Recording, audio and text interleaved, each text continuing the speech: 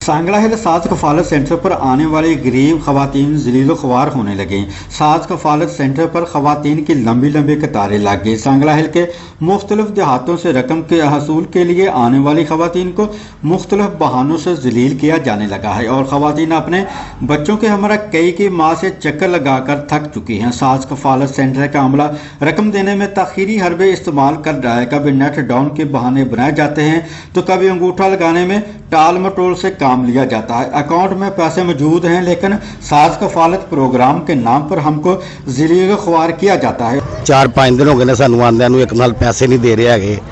एक नाल कहंदे ने कि तुहाडे कदी फिंगरप्रिंट नहीं आ रहे, कदी कहंदे तुहाडे पैसे नहीं अजे आए, कदी एक नाल कह रहे ने कि डेट नहीं चल रहा हैगा, कदी कुछ कह रहे नहीं। अमदाद है जो अमदाद औरतों को दे, इस तरह जलील ना करें। बस 4-4 महीने हो गए गेड़े मारे हैं, बस ये सिस्टम बंद है, आपके पैसे नहीं आए, सिस्टम बंद है, पैसे नहीं आए, बस सारा दिन आवाम जलील होकर घर चल जाती। दूर दराज से अपने कमसन बच्चों के साथ आई हुई खवातीन का कहना था कि हमको रकम देने के लिए साज कफालत सेंटर के बाहर से मुख्तलिफ मकामात पर मुलाकात करने का कहा जाता है। खवातीन का कहना था कि दूर दराज से उधार किराया माह का सफ़र करके आती हैं और हमारे साथ बेकारियों जैसा सलूक किया जाता है। हमें अपनी रकम भी वापस नहीं मिल रही। रकम वसूल करने के लिए शदीद मुश्किलात का सामना है। पैसों की बजाय धक्के खाने पड़ते हैं। शाम होते हैं फिर दोबारा सुबह आने का बोल दिया जाता है। इसी तरह से ये सिलसिला अरसा दराज से जारी है। कैमरामैन मलक आबिद के साथ वाश न्यूज़ फैसलाबाद।